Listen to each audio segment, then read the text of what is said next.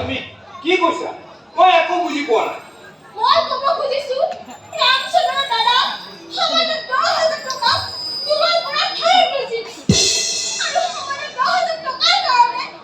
মোৰ যদি কিবা ক্ষতি হয় মোৰ সকলো যদি ধ্বংস হয় তেনেহ'লে তোৰ দোকানত জয় চাই কৰিবি না মনত ৰাখিবা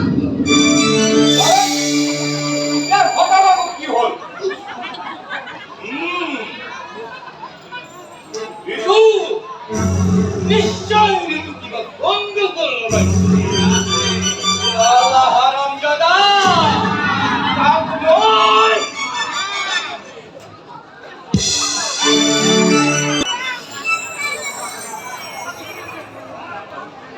ওই কাকা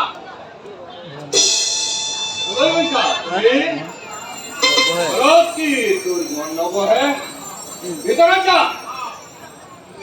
তোর পরে যখন কেটে বাবা বাঁধি তো এই কলেরে বাঁধি তো দেউতা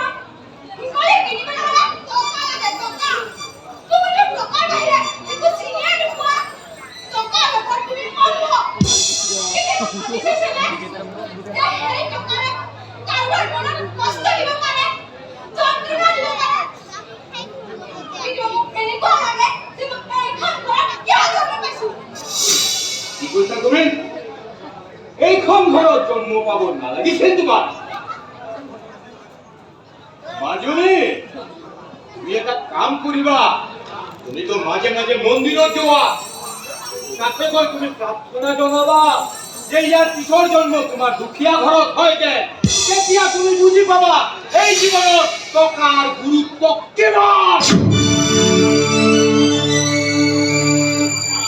কিমান টকা সকলো হ'ব পাৰে কিন্তু মোৰ কাৰণে নহয় মোৰ কাৰণে নিদিনা সকলো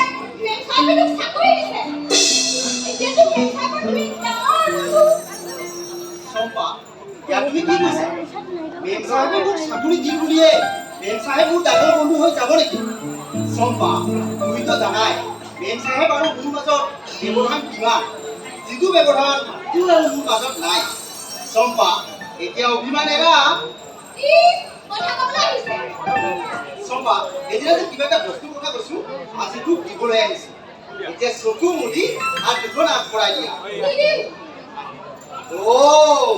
বুজি পাইছো সেইদিনা তুমি দিয়া টকাখিনি ভাৰত নোলোৱাৰ বাবে এনেকুৱা অভিমান কৰিছা ঠিক আছে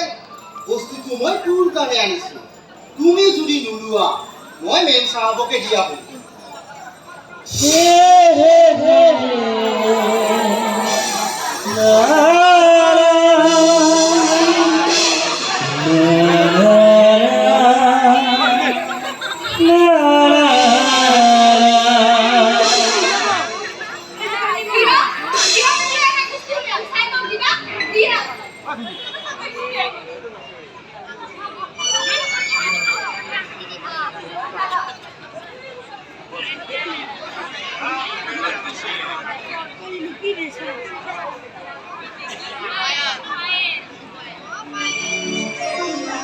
কেনেকুৱা লাগিছে ভাল লাগিছে। চম্পা এই পায়েলযোৰ খুব ধুনীয়া লাগিব আৰু এই পায়েলযোৰ পিন্ধি তুমি যেতিয়া খোজ কাঢ়িবা তেতিয়া এই পায়েলযোৰৰ শব্দত তোমাক বাৰে বাৰে মোৰ কথা মনত পেলাই দিব তেতিয়াহ'লেতো এই পায়েলযোৰ পিন্ধিব লাগিব। এই পায়েলৰ শব্দত